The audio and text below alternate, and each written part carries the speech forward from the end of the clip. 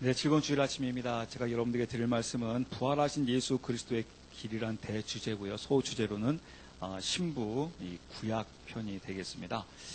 지금 우리나라가 지금 이 매스컴을 보게 되면 굉장히 지금 이렇게 그 역사 문제로 인해서 굉장히 지금 좀 시끄럽습니다. 우리 그리스도인들은 우리가 이를 위해서 같이 이렇게 기도해야 할 것입니다.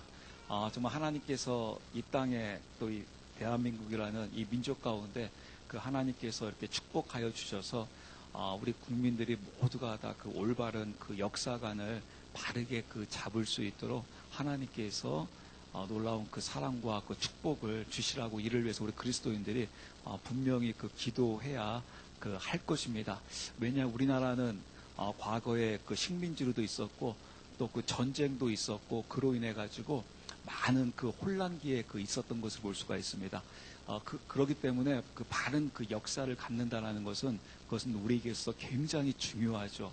때로는 잘못된 그 역사관을 갖고 있었을 때 그것이 마치 진실인 것처럼 마치 그것이 거짓임에도 불구하고 진실인 것처럼 또 간주되어지고 또 나갔을 때 굉장한 또 그 위험에 그 있는 것을 볼 수가 있어요. 특히 한 예로요. 우리나라 그 국민들 한 사람 한 사람들을 보게 되면 사실 여러분 우리 가문에 그 족보가 있지 않습니까? 근데 여러분 스스로 우리 가문의 족보를 여러분 신뢰하십니까? 어떠신 것 같아요?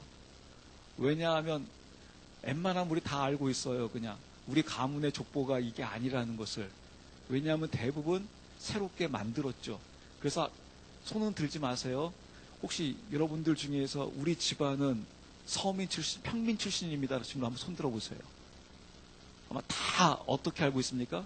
우리는 다 양반 출신이요, 왕가 출신이에요. 우리나라가 양반이 그렇게 많아요. 우리는 다 양반이에요. 서민 없어요. 평민 없어요. 천민 없어요. 다 만들어진 것이죠. 근데 문제는 바로 무엇이겠습니까? 그것이 이제 계속해서 이제 대를 거듭할수록 우리는 이런 집안의 출신이다. 라고 하면서 그 나갔을 때 그 거짓이 마치 진실인 것처럼. 근데 그것이 나중에 정말 그 진실이 밝혀지게 되면 그때 굉장히 큰 위기가 되죠.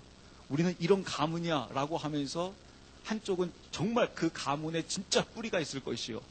또 한쪽은 그것을 위조한 그 뿌리가 있을 터인데 진짜 뿌리와 그 위조한 뿌리가 딱 만나가지고 서로 족보를 딱 들어밀면 어떻게 되겠습니까? 그 위조된 것은 진실 앞에서 그냥 무너지게 되어 있는 것을 볼 수가 있습니다. 그때 문제는 바로 무엇이냐면 그 위조된 가문의 그 후손들은 어떡하냔 말이에요. 지금까지 우리가 이것을 믿고 살았는데 이게 거짓이었다. 이게 잘못이었다. 그러면 낭패죠. 제가 말씀드리고자 하는 부분이 바로 이 부분입니다. 지금 우리 풍성한 교회에서 하고 있는 작업이 바로 무엇이냐면요. 저는 목회자로서 우리는 개신교이다. 저는 이 부분을 별로 기뻐하지 않습니다. 왜냐하면 우리는 보통 이 개신교의 뿌리를 언제부터 두고 있냐면 그 10월 28일에 그 1517년에 그 종교 그 개혁이 있었죠. 그 종교 개혁의 선구자들이 있었습니다. 마틴 루터가 있었죠. 칼빈이 있었죠. 찌빙글리가 있었죠. 그러면서 우리 기독교의 뿌리는 1517년도다 라고 이야기를 합니다. 근데 저는 별로 그걸 기뻐하지 않습니다. 왜냐하면 많은 분들이 여러분 이런 말을 많이 들어봤을 것입니다. 천주교는 큰 집이요, 개신교는 작은 집이다. 그래서 큰 집과 작은 집이 이제 화목하게 우리 하나 되어지자.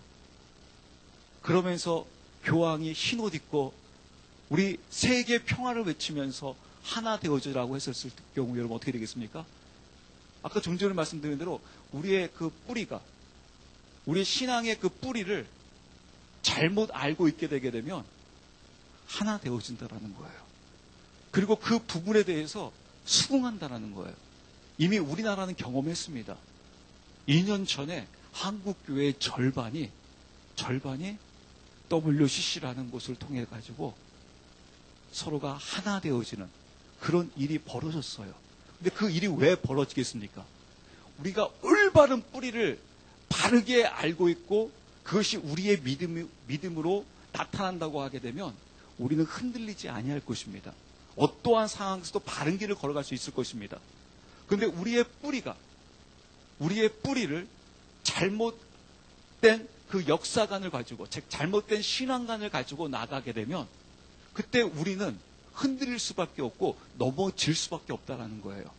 그래서 WCC와 같은 종교다원주의에, 종교통합주의에 거기에 휩쓸려 가지고 나도 거기에 넘어가는 그런 엄청난 하나님 앞에서 죄를 저지를 수 있다는 것입니다. 그래서 우리가 하고 있는 작업이 바로 무엇이냐면요, 우리는 1517년도가 우리의 뿌리가 아니라 우리의 뿌리는 바로 AD 33년 바로 예수 그리스도께서 이 땅에 오셔서 그 예수 그리스도께서 세우신 그 교회, 바로 우리가 소위 말하는 초대교회, 그 교회가 바로 우리의 뿌리다. 여러분 아멘이십니까? 그래서 여러분 우리가 요새 계속해서 그 사도행전에 나타난 그 교회의 모습을 보면서 믿음의 본질을 찾고 있고 믿음의 본질을 통해서 나타나고 있는 그 열매를 우리가 계속해서 들여다보고 있잖아요. 단순히 우리가 알고 있는 이 믿음, 지금 우리가 알고 있는 믿음과 지금 초대교회 때 예수님께서 말씀하신 또 그 예수님의 그 제자들이었던 사도들이 말씀하셨던 그 믿음과 정말 우리가 동일한가? 라고 말씀을 통해서 정확하게 비춰보게 되니까 너무나 큰 차이가 나고 있는 거예요.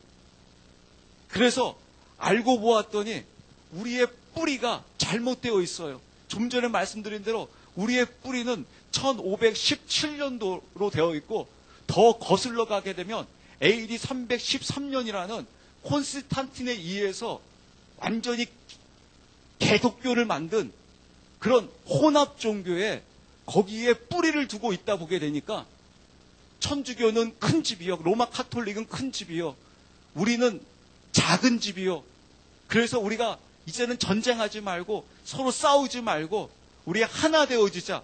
여러분 하나 된다는 것은요 좋은 말이기도 하지만 굉장히 위험한 말이기도 합니다. 여러분 잘 하셔야 합니다. 여러분 연합이란 단어요, 하나 된다는 말 여러분 잘 하셔야 됩니다. 우리는 이런 말을 많이 합니다. 좀 싸우지 말고 그냥 서로 그냥 화해하고 그냥 손잡고 그냥 하나 돼. 그 하나 되는 것이요 굉장히 위험할 수 있다는 거예요. 왜냐하면 하나 되면요 진리 앞에서야 하나여야 돼요. 진리와 거짓이 하나 되어지면 그때는 여러분 굉장히 위험성에 빠지게 됩니다. 좀 전에 말씀대로 AD 313년도 콘스탄틴에 의해서 하나 되어졌잖아요. 모든 종교가 하나 되어졌잖아요. 무엇을 통해서요? 명목은 기독교라는 명목 아래 하나 되어졌잖아요. 그래서 어떻게 되었습니까? 그게 기독교입니까? 아니죠. 완전히 개독교를 만들어버렸죠. 혼합 종교를 만들어버리는 거죠. 그 혼합 종교가 만들어졌을 때 그때 우리는 좀 전에 말씀드린 대로 거짓에 넘어갈 수밖에 없다는 거예요. 그래서 우리 스스로가 다수가 이게 맞다라고 한들 소용이 없다는 것이죠. 그래서 우리가 하나님의 말씀을 토대로 해가지고 그 초대교회 때 정말 믿음이 어떠했는가? 하나님께서 말씀하신 그 믿음이 무엇인가? 또 그 믿음으로 인해서 나타나고 있는 그 열매가 무엇인가? 저번에도 말씀드린 대로 2000년 전의 사과나무는 지금도 동일하게 사과가 열리고 있고 2000년 전의 배나무는 지금도 동일하게 배라는 열매가 맺고 있는 것처럼 2000년 전에 초대교회 때 이런 믿음을 선포하고 그 믿음을 통해서 나타났던 그 열매가 그 2000년 전에 나타났다고 하게 되면 지금도 동일하게 그 믿음을 통해서 동일한 열매들이 나타나야 한다는 것입니다. 여러분 여기에 동의하십니까? 아멘이시죠? 만약에 여러분 같은 열매가 나타나지 않는다고 하게 되면 하나님의 말씀이 거짓이죠. 왜냐하면 나는 너희 그 열매를 통해서 너를 평가할 것이다 라고 이야기하고 있기 때문에 그 열매가 다른 열매라고 한다고 하게 되면 그 평가의 기준은 달라질 것입니다. 그렇기 때문에 우리가 이 올바른 그 뿌리를 다시 올바른 뿌리로 옮기는 그 작업을 하고 있습니다. 근데 여러분 이 옮기는 작업이 쉬울까요? 어려울까요? 우리 국가에서도 어려운 것 같습니다. 보통 여러분 이 부분이 쉬운 일이 아닙니다. 굉장한 그 영적인 그 전투를 각오하면서 지금 옮기는 작업을 하고 있습니다. 여러분, 성경에서요, 여러분도 우리가 다 알다시피 우리가 사도행전이나 그 초대교회 때의 그 모습을 보게 되면요, 그 계시록 마지막에 어떻게 마무리가 되어지냐면 이렇게 마무리되어지고 있습니다. 한번 같이 한번 따라서 하실까요? 마라나타, 주 예수여, 어서 오시옵소서. 여러분 아멘이시죠? 여러분 이 고백을 합니다. 마라나타 주 예수여, 어서 오시옵소서. 속히 오시옵소서. 여러분 이 고백은 누구의 고백일까요? 정확하게 엄밀히 말하면요, 바로 신부들의 고백입니다. 신부들이 신랑을 향하여 고백하는 것입니다. 주님은 저의 신랑이십니다. 마라나타 주 예수여, 어서 오시옵소서. 그러면 여러분, 이 초대교회 때 왜 이렇게 마라나타 주 예수여, 어서 오시옵소서가 왜 이렇게 강렬하게 나타나고 있었을까요? 이 고백이 왜 이렇게 강렬하게 외치고 있을까요? 여러분 그 이유가 어디 있다고 봅니까? 저는 과거에 이것을 임박한 종말론으로 보았어요. 주님이 곧 오시기 때문에, 그 임박한 종말론이 있기 때문에 그 초대교회 때의 그 믿음과 신앙은 마라나타 주 예수여, 어서 오시옵소서였다. 물론 그것도 맞습니다. 틀리지 않습니다. 근데 좀 더 깊이 들여다보는 것은 바로 무엇이냐면, 좀 더 깊이 들여다보게 되면 정확히 알 수 있는 게 바로 무엇이냐면, 초대교인들은 한 사람 한 사람이 무슨 믿음을 갖고 살았냐면, 한 번만 더 따라서 하실래요? 신부의 믿음을 갖고 살았습니다. 네, 그렇습니다. 본인들은 신부인 걸 알았어요. 신부인 걸 깨달았습니다. 제가 여러분들에게 묻습니다. 여기에도요, 저희 자녀가 있는데요, 우리 초등학생들한테, 중학생들한테, 야, 신랑을 기다려라. 신랑 곧 온다. 그러면 뭐라고 할까요? 아빠 왜 그래? 좀 심한 말로 해서, 아빠 미쳤어? 우습습니다. 콧방귀 칩깁니다, 여러분. 그렇죠? 지금 어린 아이에게, 어린 딸에게 너 신랑 온다. 신랑을 사모하라. 신랑을 기대하라. 신랑을 위해서 정결하라. 그러면 우스워요. 오히려 그 말하는 사람이 뻘쭘해집니다. 오히려 무색해집니다. 그리고 주님이 오셔도, 신랑이 와도 뻘쭘합니다. 왔더니 초등학교 1학년이에요. 그 누구세요? 아저씨 누구세요? 내가 너희 신랑이야. 신랑이 뭔데요? 아저씨 왜 오셔가지고 저한테 신랑이라고 해요? 저 관심 없어요. 라고 하게 될 겁니다. 그런데 진짜 신랑이 있는 신부에게 신랑 곧 온다. 그럼 여러분 그 신부가 어떨까요? 그 신부가 느끼는 그 체감 온도는 다릅니다. 정말 신랑을 사모하게 됩니다. 정말 그 신랑을 향하여 어서 오시옵소서라고 고백하게 됩니다. 그때 그 초대교회 때 그 믿음이 바로 무엇이었냐면, 그들은 그 복음을 통해서 무엇을 깨달았냐면, 자신이 신부임을 깨닫게 되었습니다. 자신이 신부임을 깨닫게 되자 신랑을 향하여 간절히 외치는 것입니다. 마라나타 주 예수여, 속히 오시옵소서 라고 하면서 그 신부들이 신랑을 향하여 간절히 외치기 시작합니다. 성경은 이 부분에 대해서 굉장히 중요하게 여기고 있습니다. 왜냐하면 신부만이 누구를 기다리냐면 신랑을 기다리기 때문에 그렇습니다. 그리고 그 신랑은 신부를 위해서 오기 때문에 그렇습니다. 그래서 이 땅에 그 신부로서 올바르게 깨닫고 그 신부들이 신랑을 향하여 주님께서 약속하여 주셨죠. 신랑이신 주님께서 약속하여 주셨죠. 다시 오신다라고요. 그래서 그 혼인잔치를 베풀어 주신다라고 신랑이 약속하여 주셨죠. 그 신랑이시여 어서 오시옵소서. 2000년 전에 저를 위해서, 인류를 위해서 십자가를 짊어지시고 보혈의 피를 흘리시며 사망 권세를 이기시고 부활하신 그 주님께서 나의 신랑이 되어주셔서 다시 오신다라고 주님께서 이 신부인 저에게 약속하여 주셨지요. 주님의 그 약속을 이루어 주시옵소서.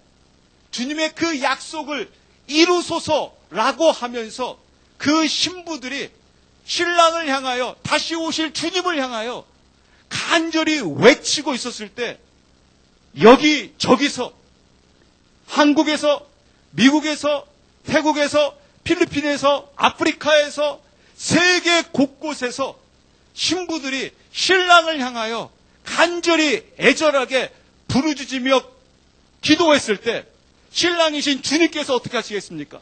성경에 나와 있죠.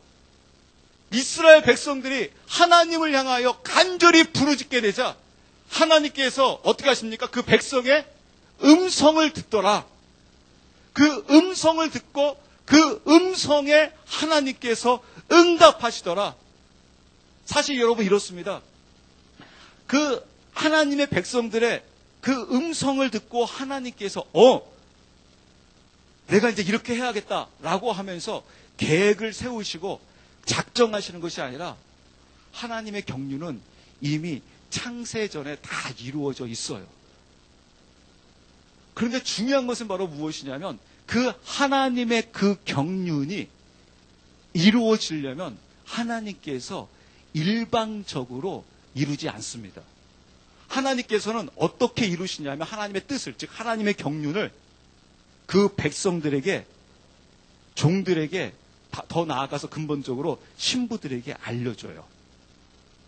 그러면 그 하나님의 백성인 그 신부들이 그 하나님의 뜻을 알게 돼서 그 뜻을 놓고 하나님께 간절히 부르짖으며 기도하게 돼요.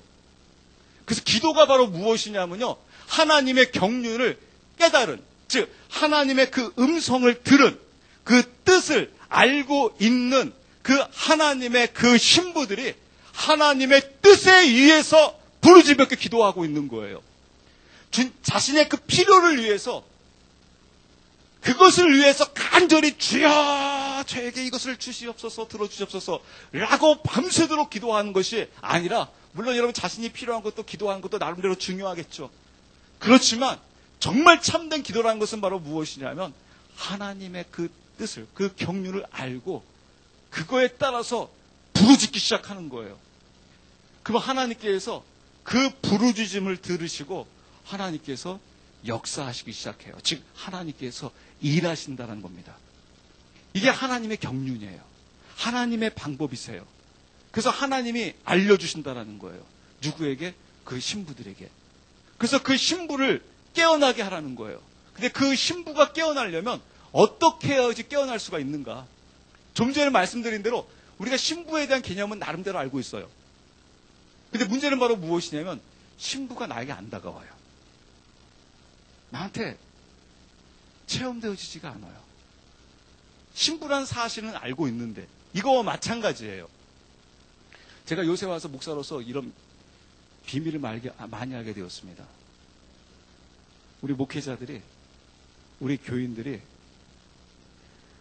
부활하신 주님에 대해서는 알고 있는데 막상 부활하신 주님을 믿고는 있지 않고 있다고요.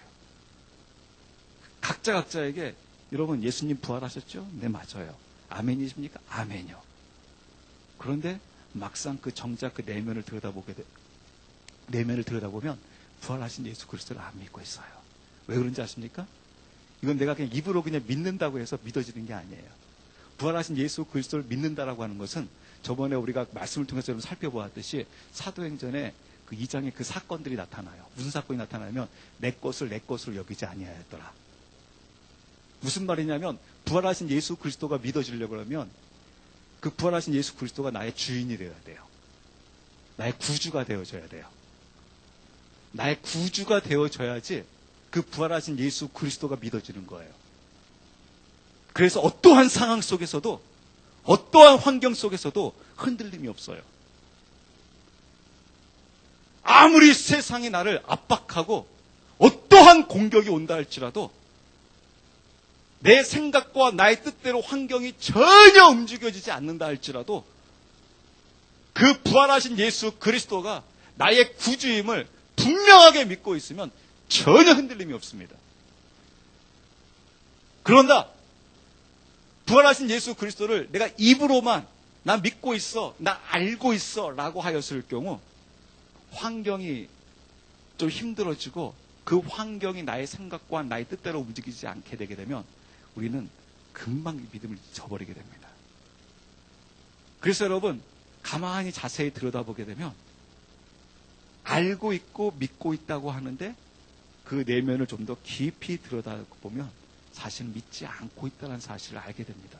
신부도 마찬가지입니다. 신부에 대해서는 알고는 있어요. 근데 문제는 바로 무엇이냐면 내가 신부로 와 닿지를 않아요. 즉 신랑이 없는 겁니다. 신랑이 있어야지 내가 정말 신부로서 나가게 됩니다. 그래서 그 신부를 깨우는 거예요. 그 깨우는 작업을 하는 거예요. 이 신부들이 깨어나가지고 아까 좀 전에 말씀드린 대로 세계 곳곳에서 마라나타 주 예수여 어서 오시옵소서라고 하면서 그 신부들이 신랑을 향하여 부르짖기 시작하게 되게 되면 그때 주님께서 신랑이 진짜 오시기 때문에 그 신랑이 오시게 되게 되면 사단에게 있어서는 어떤 날이겠습니까?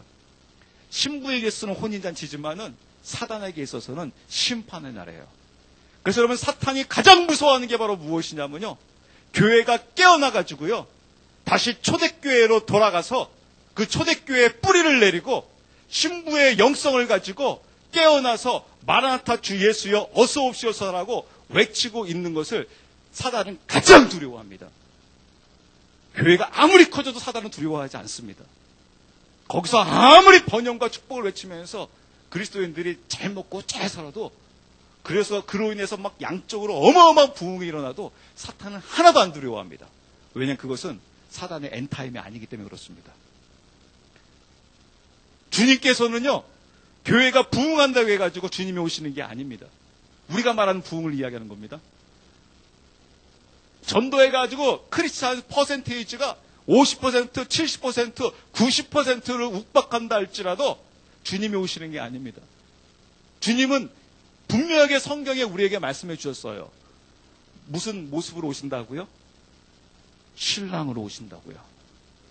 그러면 그 신랑은 누구를 위해서 오겠습니까? 신부를 위해서 와야 되잖아요. 그럼 이 땅에 누가 있어야 됩니까? 신부가 있어야 되잖아요. 그래서 신부로 깨어나느냐, 깨어나지 못하느냐. 그래서 다시 우리가 그 뿌리 작업을 초대교회로 돌아가자라는 거예요. 초대교회의 믿음은 바로 무엇이냐면 신부들을 깨우는 거예요. 신부들을 알게 하는 거예요.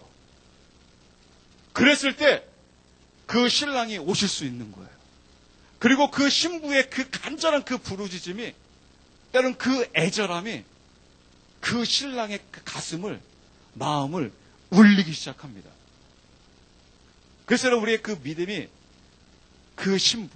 근데 그 신부를 여러분 깨우기 위해서는 하나님께서 우리에게 신부가 어떻게 해서 신부가 만들어지는지 말씀을 통해서 우리에게 알려주셨어요.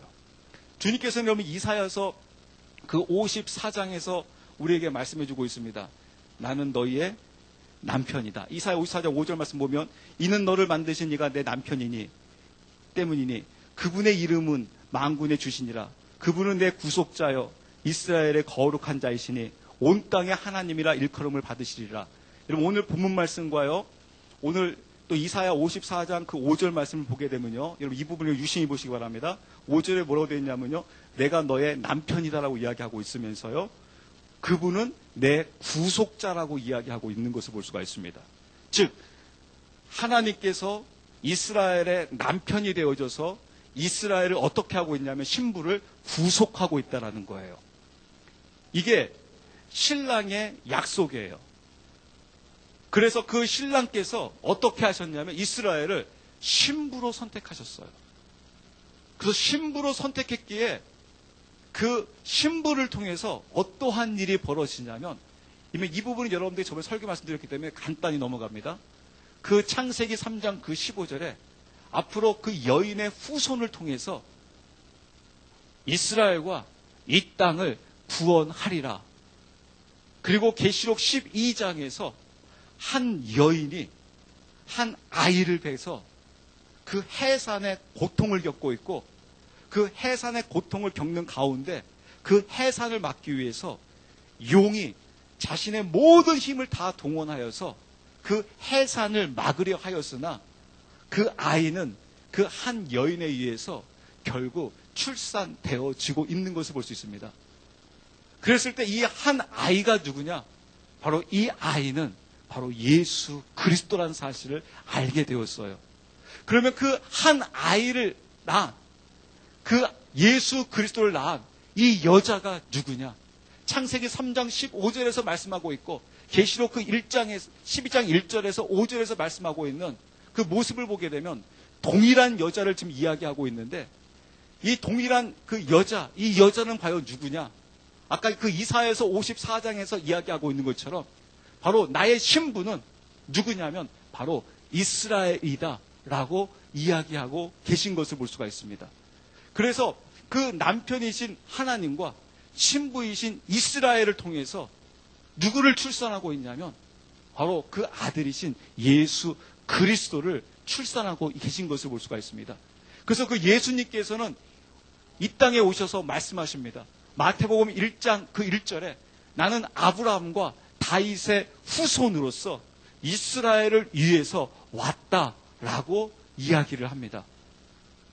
왜냐하면 좀 전에 말씀드린 대로 하나님의 그 경륜 가운데 언약 가운데 하나님의 그 말씀이 성취되어지고 계시기 때문에 그렇습니다. 제가 여러분들에게 왜 이 부분을 강조 말씀드리냐면요. 우리가 이 이스라엘이라는 것을 바르게 알고 바르게 깨닫게 되게 되면 그 하나님의 경륜을 알게 되고 하나님의 구속하심을 바르게 이해하게 되고 이것이 나에게 있어서 얼마나 멋진 믿음이요 얼마나 멋진 신앙인인지 알게 된다는 것입니다. 왜냐하면 여러분들이 이 부분을 통해서 그 신부의 개념을 올바르게 깨닫게 될 것입니다. 즉 이스라엘이 열린다는 것은 바로 무엇이냐면 내가 하나님의 그 경륜, 창세부터 하나님의 경륜이 어떻게 이루어지는지 그 하나님의 그 뜻을 알게 되기 때문에 그 뜻을 통해서 하나님의 올바른 그 믿음과 신앙을 소유하게 돼요. 여러분 로마서 그 1장에서 이렇게 이야기하고 있습니다. 여러분 들어보세요. 로마서에서 사도 바울이 뭐라고 이야기하고 있냐면 1장 1절에 예수 그리스도의 종 바울은 사도로 부르심을 받아 하나님의 복음을 위해 구별되었으니 즉 사도 바울은 하나님의 복음을 위해서 구별되어졌대요. 그러면서 2절에 뭐라고 하고 있냐면요. 이 복음은 그분께서 자신의 대언자들을 통하여 거룩한 성경 기록들을 미리 약속하신 것으로서 복음이 무엇이냐? 바로 이 복음은 그분께서 자신의 대언자들을 통하여 즉 창세부터 대언자들을 통해서 하나님의 그 경륜을 하나님의 뜻을 알려주었다라는 거예요. 그래서 3절 말씀 보게 되면 자신의 아들 예수 그리스도 우리 주에 관한 것이라 그분께서 육체로는 다윗의 씨에서 나셨다라고 하면서 그 예수 그리스도의 그 씨가 어디에부터 시작되어졌는지 그때부터가 바로 이것이 바로 복음이다라고 우리에게 말씀해주고 있는 거예요.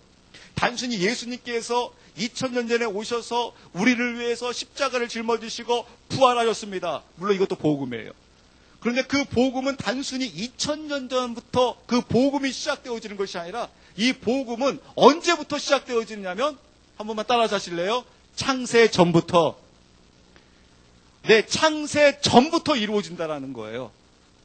그래서 이 창세 전부터 이루어졌던 이 복음을 깨닫게 되면 이 사실을 올바르게 알게 되고 이것이 나의 믿음으로 다가온다고 하게 되면 이것이 우리에게서 참된 믿음이 되게 되고 참된 믿음을 소유하게 되게 되면 우리의 마음이 우리의 눈이 열려져서 제가 여러분들에게 여러분 우리는 신부입니다 라고 강조할 필요가 신부라고 강조하지 않아도 이미 여러분들이 신랑을 올바르게 알게 되기 때문에 신부의 영을 가지고 그 영성을 가지고 신랑을 향하여 간절히 부르짖으며 기도하며 그 신부의 삶을 살아갈 수 있게 된다는 겁니다.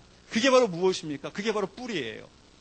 그 뿌리를 성경에서는 우리에게 그때 그 즉시로 인류가 타락함을 통해서 하나님께서 그때그때 그 경륜을 만드시고 계획하시고 이끌어 가시는 것이 아니라 이미 창세 전에 이 모든 하나님의 경륜 가운데 이루어진 것을 하나님께서 역사를 통해서 그 이루어 가고 계신 것을 볼 수가 있습니다. 그래서 이 신랑과 이 신부를 통해서 예수 그리스도께서 어떻게 오셨느냐?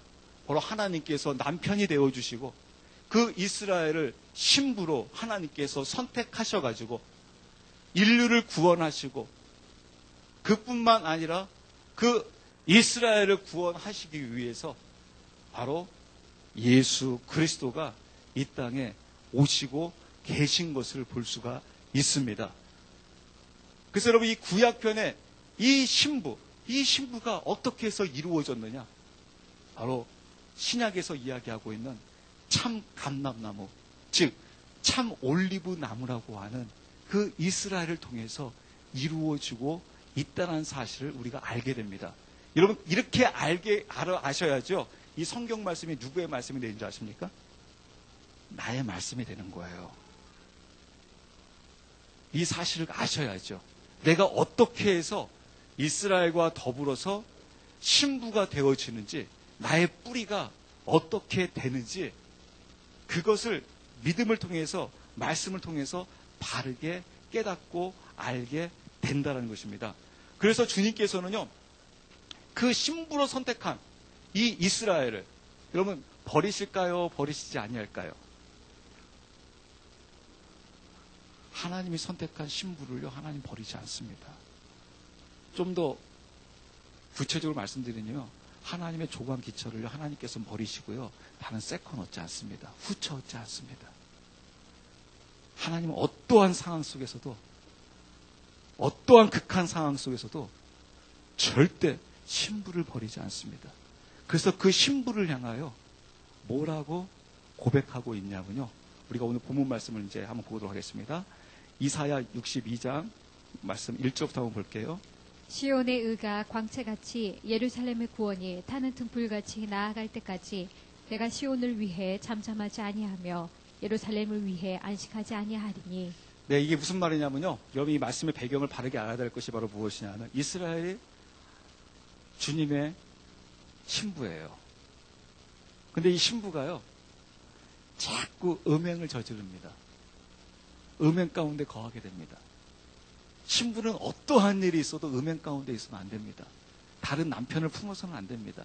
왜냐하면 신랑이 그 신부를 구속했기 때문에 그렇습니다. 근데 이 구속 받은 신부가 자꾸 이 구속 바깥으로 나가버립니다. 그로 인해 가지고 이 신부인 이스라엘이 어떻게 됐냐면 바벨론으로 끌려가요. 포로로 끌려갑니다. 3차에 의해서. 그리고 그 신부가 머물렀던 그 예루살렘, 또 예루살렘 성, 또 예루살렘 성전이 완전히 황폐돼 버립니다. 그래서 세상은 그 신부인 이스라엘을 보면서 이렇게 말합니다. 이미 신부는 완전히 버림받았다. 이미 신부는 완전히 끝나버렸다. 봐라! 그들은 바벨론 포로로 끌려가서 비참한 인생을 살아가고 있고, 또 그곳에 있었던 성과 성전은 완전히 파괴되어져 버렸다. 그러므로 신부는 신랑으로부터 완전히 버림받았다 하고 끝! 해버린 거예요. 그런데 그 남편이신 하나님께서 말씀하시는 거예요. 뭐라고 말하려면요, 시온의 의가 광채같이 예루살렘의 구원이 타는 등불같이 나아갈 때 내가 시온을 위하여, 즉 신부를 위하여요. 신부를 위하여 잠잠하지 아니하며 예루살렘, 즉 신부를 위하여 내가 이제 안식하지 않을 것이다. 내가 쉬지 않을 거라는 거예요. 그게 무슨 말입니까? 다시 이 신부의 회복을 위해서 나는 버리지 않았다는 거예요. 그럼 그게 호사야서에서 나타나고 있죠. 호세아서에서 여러분 어떻게 합니까? 그 신부가 남편을 등지고 다른 남자와 바람 펴가지고 도망가 버렸습니다. 그때 그 호세아가 이런 나쁜 XX 하면서 버려버리고 새 장가 가는 것이 아니라 어떻게 합니까? 다시 신부를 찾아 떠납니다. 그게 바로 무엇입니까? 신랑의 마음입니다. 하나님의 남편의 마음이에요. 내가 다시 회복하겠다.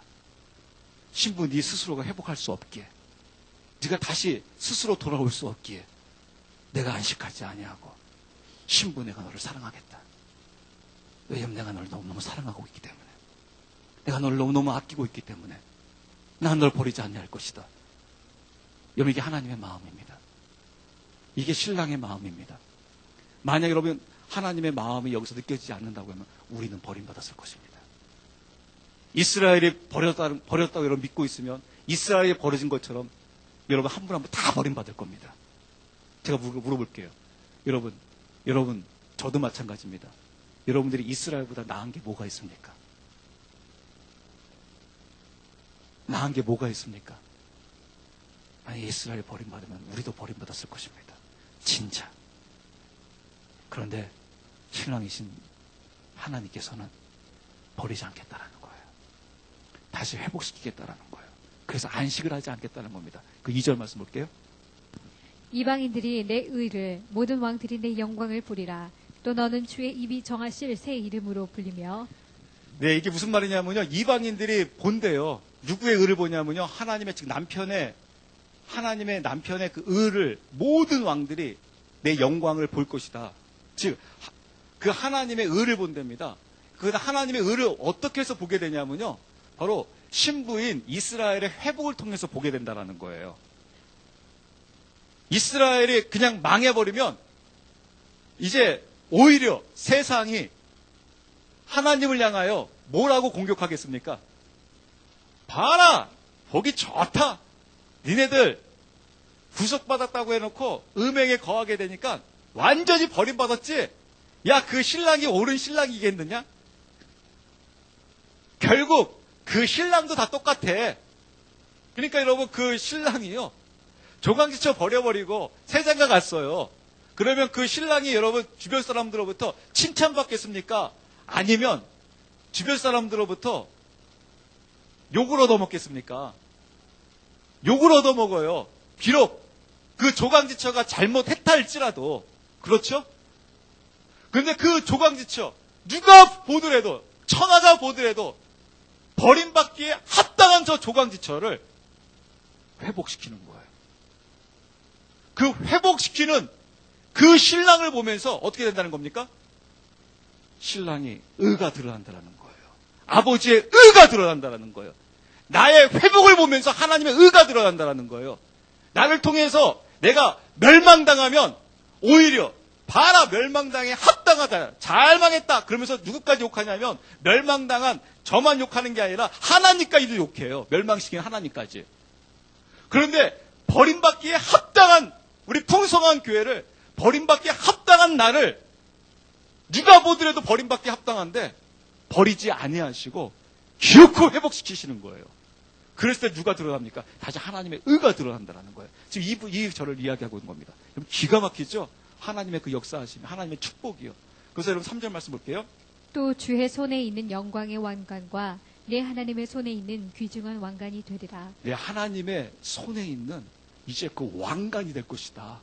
그 얼마나 귀한 존재로 회복시키는지 그 신부를 향한 그 하나님의 그 남편의 사랑, 그 회복을 간절히 원하고 있는 그 남편의 그 의를 볼 수가 있습니다.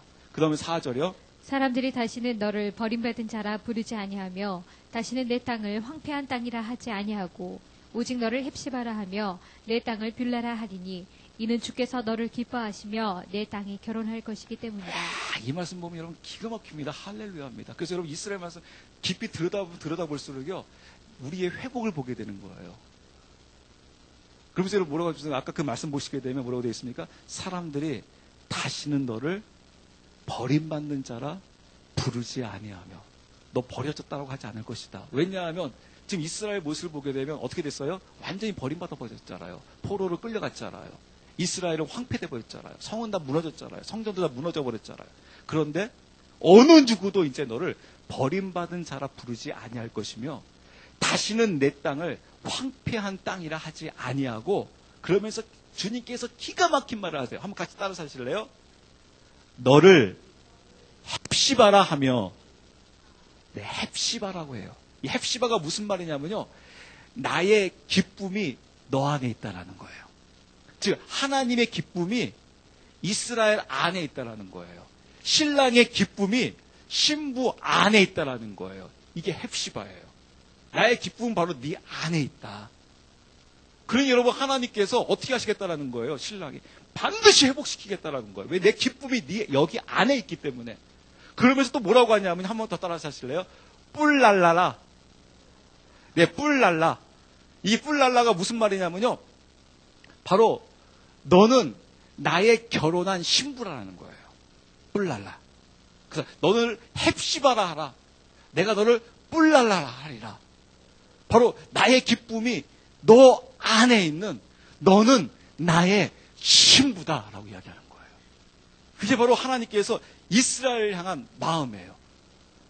제가 여러분 왜 지금 오늘 이스라엘 막 이렇게 강조하냐면요, 이게 이스라엘과 나와 무슨 상관이 있느냐, 나중에 여러분 다음 주 보시게 되게 되면 그 이스라엘에 내가 어떻게 이렇게 하나님의 섭리 가운데 이렇게 접붙여져서 나를 신부 만드나, 여러분 그 장면을 보고 있는 겁니다. 지금 하나님께서 이 신부들을 어느 정도로 사랑하고 있고 얼마나 기뻐하고 있는지, 막 그 신부를 보면서 뭐라고 하냐면, 너는 나의 헵시바야, 넌 나의 기쁨이야, 넌 나의 뿔랄라야, 넌 나의 신부야, 난 너와 결혼했어, 난 너와 결혼한 거지, 난 너무 행복해 하고 있는 막 그 하나님의 그 말씀. 요새 버전으로 하게 되면, 자기야, 자기는 나의 기쁨이야, 난 자기와 결혼한 거에 대해서 가장 행복해, 난 너무너무 좋아, 자기야, 그러고 있는 거예요. 그러면서 여러분 5절 말씀 볼게요. 청년이 처녀와 결혼하는 것 같이 내 아들들이 너와 결혼하며 신랑이 신부를 기뻐하는 것 같이 내 하나님이 너를 기뻐하시리라. 네, 6절. 오 예루살렘아, 내가 네 성벽 위에 파수꾼들을 세웠나니 그들이 낮이나 밤이나 결코 잠잠하지 아니하리라. 주에 관하여 말하는 자들아, 너희는 잠잠하지 말며 7절. 또 그분께서 예루살렘을 굳게 세우사 땅에서 찬양이 되게 하실 때까지 그분께서 안식하지 못하게 할지니라. 네, 그렇습니다. 여기서 파수꾼이라고 세워졌어요. 그 파수꾼이 누구냐면요, 이 신부와 같은 존재인데, 파수꾼은 바로 무엇이냐면 단순히 지키고 있는 게 파수꾼이라고 할 수도 있겠지만은, 더 파수꾼의 본질은 바로 무엇이냐면 파수꾼들이 깨어나게 하는 거예요. 깨어나게 하는 게 바로 무엇이냐면, 신랑이신 주님께서 이렇게 말씀하셨죠. 신부를 향하여 너는 다시는 이제 황폐되지 않을 것이다. 어느 누구도 너를 무시하지 못할 것이다. 그리고 그 신부에게 너는 헵시바라, 너는 뿔랄라라고 하셨죠. 그거를 신랑이신 주님이시여 기억하소서. 기억하시고 그 뜻을 이루소서. 라고 이것을 기억나게 하라는 거예요. 이것은 바로 무엇이냐면, 지금 하나님께서 신랑이 기억을 못하기 때문에 지금 당부하고 있는 것이 아니라, 저처럼 좀 기억력이 부족해가지고, 여보, 좀 이따가 나 이것 좀 이야기해줘, 내가 잊어먹을지 모르겠어, 그것을 그렇게 이야기하고 있는 것이 아니라, 하나님은 분명히 기억하고 계시죠. 근데 그것을 왜 시키고 있겠습니까? 나의 마음이 이렇게 강렬한 것을 너희들도 깨달으라는 거예요. 그걸 놓고 부르짖으라는 거예요. 그게 하나님의 경륜이기 때문에. 그래서 그 부르짖게 되게 되면 하나님께서 그 뜻을 이루신다라는 거예요. 그래서 안식하지 않겠다라는 거예요. 그래서 하나님은 안식을 시키면 안 돼요, 여러분. 여러분, 우린 지금까지 하나님을 너무 안식시켰습니다. 축복합니다, 여러분. 이제는 그만 하나님 안식시키시고요. 하나님 어떻게 하셔야 됩니까? 한 번만 더 따라서 하실래요? 하나님을 일하시게 해야 한다. 네, 일하시게 해야 합니다. 그럼 하나님 일하시게 하려면 어떻게 해야 됩니까? 하나님 기억하소서. 기억하셔가지고 하나님의 신부를 회복하소서 라고 하면서 외치는 거예요. 그래서 여러분 볼게요. 8절. 주께서 자신의 오른손과 자신의 능력의 팔로 맹세하시되 참으로 내가 다시는 내 곡식을 내 원수들에게 양식으로 주지 아니하고 내가 수고하여 얻은 포도즙을 타국인의 아들들이 마시지 못하게 하리라. 9절. 오직 그것을 거두어들인 자들이 그것을 먹고 주를 찬양할 것이요 함께 그것을 거두어들인 자들이 내 거룩한 뜰에서 그것을 마시리라 하셨느니라. 10절. 성문들을 지나가고 지나가라. 너희는 백성의 길을 예비하라. 큰 길을 쌓아 올리고 쌓아 올리라. 돌들을 모아 치우고 백성을 위하여 군기를 세우라. 11절. 보라, 주께서 세상 끝에까지 선포하시되 너희는 시온의 딸에게 말하기를 보라, 내 구원이 임하느니라. 보라, 그분의 보상이 그분께 있고 그분의 일이 그분 앞에 있느니라 하라 하셨느니라. 12절. 그들이 그들을 가리켜 거룩한 백성이라. 주께서 구속한 자들이라 하며 또 너를 가리켜 찾아낸 자라. 버림받지 아니한 도시라 하리라. 아멘. 여러분 보세요. 아까 우리 이사야 그 54장에 하나님께서 뭐라고 말씀하십니까? 내가 너희의 남편이다. 그러면서 너희는 내가 남편으로서 너희를 구속한다. 라고 하면서 그 오늘 본문에 이사야 62장 12절에 뭐라고 말씀하고 있습니까? 주께서 내가 너희를 구속했기 때문에 그 구속을 통해서 너희를 다시 회복할 것을 말씀해주고 있어요. 그래서 뭐라고 하냐면 너희는 이제 거룩한 백성이다라고 회복시켜주고 있는 그 하나님의 놀라운 사랑과 그 은혜, 그 축복이 여러분 어찌나 놀랍고 얼마나 위대합니까? 이게 하나님께서 회복시키시는 완벽함입니다. 사실 여러분 이미 한번 순결을 잃어버리면 그 순결을 회복할 수 있는 길이 없습니다. 그럴 때 모든 주변으로부터 다 더럽다는 소리를 듣습니다. 근데 여러분 우리가 그 룻기서 말씀을 보게 되면요, 그 룻이 보아스에게 나오는데 그 보아스가 룻을 향하여 이렇게 고백합니다. 너는 거룩한 여인이래, 순결한 여인이래요. 그 순결한 여인으로 회복해가지고 사랑하고 있는 그 하나님의 그 모습, 하나님의 그 사랑을 엿보게 되는 것이죠. 왜 제가 여러분 이렇게 열을 내면서 여러분들 이 말씀을 드리겠습니까? 아까 제가 서울원에 이런 말씀 드렸어요. 한국 기독교와 세계 기독교에서는요, 우리의 뿌리를 AD 313년 또는 AD 1917년으로 하면서 우리는 이스라엘을 버려버렸습니다. 신부를 버려버렸습니다. 하나님은 그 신부 이스라엘을 버려버렸다. 그리고 새롭게 교회를 세우셨다. 그래서 이 이스라엘은 우리가 바로 영적인 이스라엘이다. 그래서 우리가 말씀 볼 때 항상 우리는 어떻게 보았습니까? 이스라엘 단어가 나오고 모든 단어가 나오면 나로만 적용했습니다. 그런데 아니었습니다. 하나님께서는 이 뿌리인 그 이스라엘을 통해서 하나님께서 온 열방을 하나 만드시겠다는 겁니다. 신부 만드시겠다는 겁니다. 그렇기 때문에 여러분 우리는 이 부부를 통해서 하나님 앞에 당당하게 나갈 수 있습니다. 저는 여러분 이렇게 기도하고 있습니다. 이 비밀을, 이 사실을 깨달고 난 이후부터는요, 여러분 제 자신을 위해서 기도할 때, 우리 성도들을 위해서 기도할 때, 우리 자녀들을 위해서 기도할 때, 여러분 한국교회 아무리 한국교회가 부패하고 타락한 상황 속에서도 저는 이스라엘을 외치면서 나갑니다. 아버지! 주님! 이스라엘을 보소서. 주님께서 이스라엘에게 뭐라고 말씀하셨습니까? 즉 신부에게 뭐라고 말씀하셨습니까? 이 신부를 다시는 내가 너를 배고프지 않게 하리라. 이 신부를 다시는 내가 황폐하게 하지 않으리라. 이 신부를 다시는 버림받지 않게 하리라. 어느 누구로부터도 무시받게 하지 아니하리라. 내가 이 신부를 회복을 통해서 남편인 나의 의가 드러나게 하리라. 보아라, 인류는 알게 될 것이다. 이 남편인 이 신부를 어떻게 회복해 나가고 그 의를 어떻게 이루어 나가는지 온 인류는 보고 그 봄을 통해서 그 남편인 하나님을 찬양하게 될 것이다. 하나님이 말씀하시지 않았습니까? 맞습니다, 하나님. 이스라엘은 사실 버림받기에 합당합니다. 마찬가지로 아버지, 저도 마찬가지요. 우리 주변의 성도들도 마찬가지요. 우리 한국교회도 마찬가지요. 사실 우리는 하나님께 버림받기에 합당합니다. 하나님이 버리신다고 하더라도, 하나님이 이스라엘을 버린다고 하더라도 할 말이 없습니다. 마찬가지로 우리를 버린다고 하셔도, 우리 자녀를 버린다고 하셔도 할 말 없습니다. 우리가 지은 죄를, 우리의 음행을 보게 되면 우리는 할 말이 없습니다. 그렇지만 하나님께서 신부인 이스라엘을 다시 회복해서 하나님의 신부로 하나님께서 같이 동행하며 가신다라고 말씀하신 것처럼 하나님이여 이 민족을 회복시켜 주시옵소서. 하나님이여 우리 아들을 멸망시키지 마시고 이스라엘 회복시키듯이 하나님이여 회복시키소서. 어떻습니까, 여러분? 저희 말이 맞는 것 같습니까? 아니, 우린 이스라엘 멸망당했다고 해야 되겠습니까? 그럼 여러분, 우리도 보기 좋게 똑같이 멸망당할 것입니다. 왜냐하면 우리는 이스라엘보다 나을 게 하나도 없기 때문에 그렇습니다.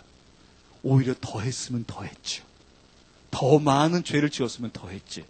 우리는 나을 게 하나도 없기 때문에 그렇습니다. 주님께서는 말씀하셨습니다.